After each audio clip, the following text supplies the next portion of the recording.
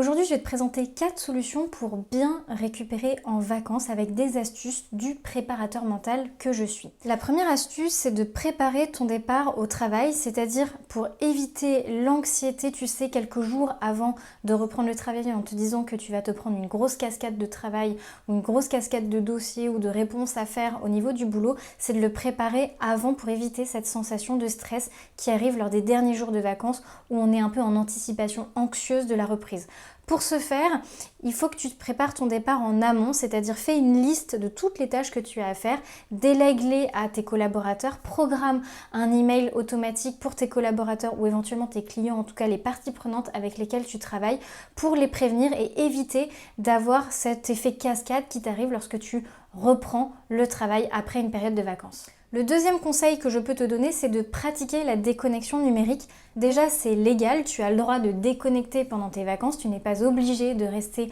physiquement en vacances et la tête au travail. Donc l'idée, ça va être de réduire ou de couper complètement le portable et l'ordinateur. Un message d'absence sur ta boîte mail peut y aider, mais également pense au message vocal sur ton téléphone pour permettre de déconnecter entre les deux, surtout si ton portable fait aussi office de portable pro et de portable perso. Désactive également tes notifications professionnelles, ça t'évitera d'être poussé à les consulter, à regarder tes mails, à regarder tes notifications peut-être de réseaux sociaux professionnels que tu utilises et d'être physiquement en vacances alors que mentalement tu penses encore au travail. Le troisième conseil que je peux te donner, c'est pratique des activités différentes de ton quotidien habituel pour sortir de la routine un peu métro, boulot, dodo. En préparation mentale, on appelle ça des points d'entrée différents. Ça veut dire que par exemple, si tu pratiques une profession intellectuelle, passe par des activités qui mobilisent ton physique pour engendrer une détente et une récupération plus facilitée. Par exemple, par le sport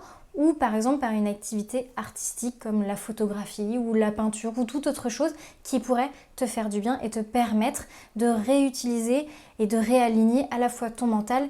et ton corporel. Toutes ces activités pourraient t'aider non seulement à te détendre, mais aussi à te reconnecter et à te recentrer sur toi-même. Enfin, le quatrième conseil que je peux te donner, c'est fais des promenades sensorielles. L'objectif, c'est de te recharger, de recharger tes batteries à la fois physiquement et mentalement. Quand tu es sur ton lieu de villégiature, en vacances, eh bien profite de ces moments pour focaliser ton attention non pas sur ce que tu dois faire, sur ce que tu as à faire, sur ce qu'il te reste à faire, mais plutôt concentre-toi sur tes 5 sens. Et pour ce faire, porte ton attention sur tes sensations, ce que tu sens, les odeurs, ce que tu entends, les bruits de la nature peut-être, ce que tu vois, le paysage, ce que tu ressens au niveau